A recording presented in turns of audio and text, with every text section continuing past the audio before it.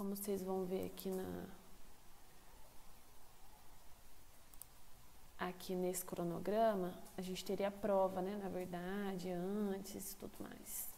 Só que também a gente já vai adiantar e aí sobra mais. Então, começando, nós temos dois tipos de insuficiência respiratória.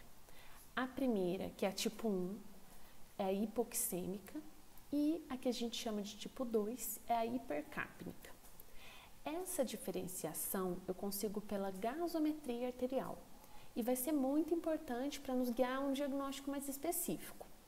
Então, se na gasometria a pressão de oxigênio está baixa e a princípio a de CO2 está normal, eu tenho a hipoxêmica. Se o CO2 estiver aumentado na gasometria, retendo o CO2, eu chamo de hipercapnica.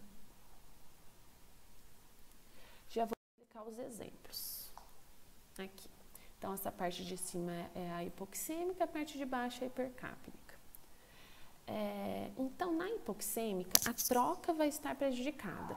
Então, falando de maneira bem simplista, o ar que entra não consegue passar do alvéolo para o vaso, por alguma obstrução que tem lá, que pode ser pus, exudato, líquido, pode ser. Então, mesmo que eu consiga inspirar o ar, a troca não é realizada. Então, o sangue vai ficar com pouco oxigênio. Então, o ar chega até o alvéolo, mas não consegue ser trocado. Então, como exemplos que a gente tem aqui, neoplasias. Então, se eu tenho um tumor no pulmão, existe uma obstrução na troca gasosa, correto? Já nas infecções, sejam elas virais, por vírus aqui, então, influenza, coronavírus, bactéria, que é a pneumonia bacteriana, fungos. Então, nessas infecções, eu tenho exudato nos alvéolos pela inflamação que essa infecção está causando. Então, de novo, a troca gasosa vai estar prejudicada. É uma obstrução, que no caso aqui já não é mais uma massa, sim, é um líquido, pus, exudato, então não tem troca gasosa correta. Então, o raciocínio é o mesmo para os outros exemplos. Tá? Eu não vou ficar citando um por um, senão a aula vai ficar muito extensa, mas se vocês tiverem dúvidas de algum caso, de algum exemplo específico, depois vocês podem me mandar, tá? Só mais um que eu vou falar específico, que é a insuficiência cardíaca, que é o mesmo raciocínio também, mas só para vocês lembrarem que extravasou líquido para os alvéolos. Então, a troca fica prejudicada por conta do líquido em excesso que fica nos alvéolos, certo? Já nos exemplos da hipercapnia, o problema está na retenção de CO2. Então, a respiração, o movimento respiratório está prejudicado. Se eu não tenho uma frequência respiratória adequada, a frequência respiratória está baixa, eu não faço uma expiração eficiente. Então, eu retenho o CO2. Eu não consigo expirar corretamente. Então, um exemplo que a gente até já viu na aula passada são os opioides. Lembra que eles davam insuficiência respiratória, o paciente ficava com a frequência respiratória baixa, dificuldade para fazer os movimentos ventilatórios? Então, esse paciente retém CO2, por isso que eles entram em insuficiência respiratória. A maioria das doenças neurológicas também vai fazer esse tipo de insuficiência respiratória, porque mexe no centro respiratório.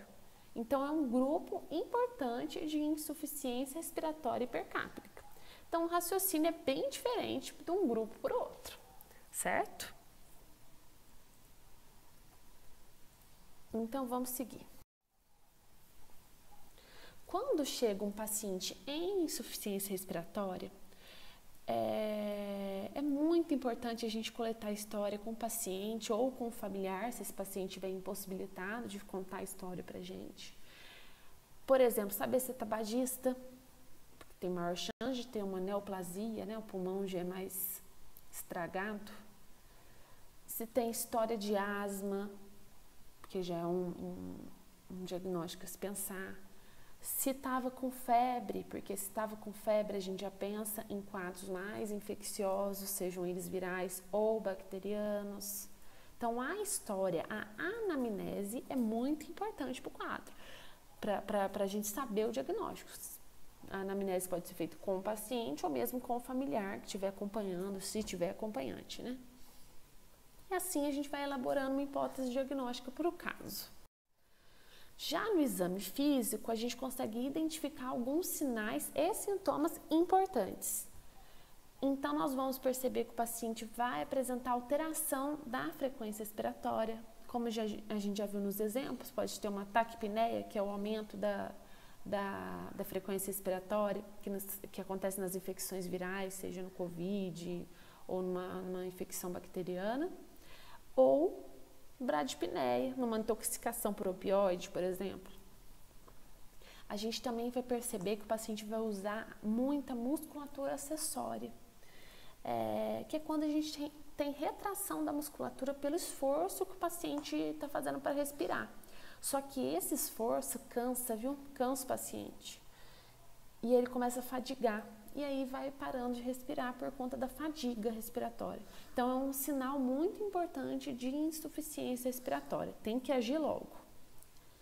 Outro sinal é a cianose. Então, quando as extremidades ficam azuladas, isso a gente vai ver melhor na sêmio, mas já é bom ir familiarizando com os termos, né? Com esses achados. E alteração do nível de consciência, já que um paciente que não está bem oxigenado fica confuso, sonolento, torporoso e até come.